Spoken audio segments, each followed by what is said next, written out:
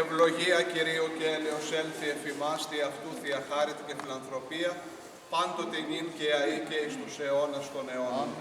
Δόξα σε Χριστέ ο Θεός η ελπίσιμον, δόξα σε Χριστός ο αληθινός Θεός ημών, τις πρεσβείες της Παναχράντου και Παναμόμου και Παναγίας αυτού Μητρός, θεία δυνάμει του Τιμίου και Ζωοποιού Σταυρού, προστασίες των Τιμίων επουρανίων δυνάμεων ασωμάτων, οικεσίες του Τιμίου ενδόξου προφήτου προδρόμου του βαπτιστού Ιωάννου, των Αγίων ενδόξων και πανεφήμων Αποστόλων, των Οσίων και Θεοφόρων Πατέρων ημών, του Αγίου ενδόξου νεομάρτυρος Θεοδόρου του Βυζαντίου του και Πολιούχου της Νησοτάφτης, Αναστασίου και Δημητρίου των νεομαρτύρων, του Οσίου Πατρός ημών Αγάπημος του Εφεσίου, των Αγίων και Δικαίων Θεοπατώρων Ιωακήμ και Άνης, του Αγίου ενδόξου προφήτου Ηλιού του Θεσβήτου, που την πυρφόρον ανάβαση εις ουρανούς εορτάζουμε, και πάντως των Αγίων ελεήσε και σώσε ημάς, ως αγαθός φιλάνθρωπος και ελεήμων Θεός. Δι' αυτών των Αγίων Πατέρων ημών, Κύριε Ιησού Χριστέ ο Θεός, ελέησον και σώσον ημάς.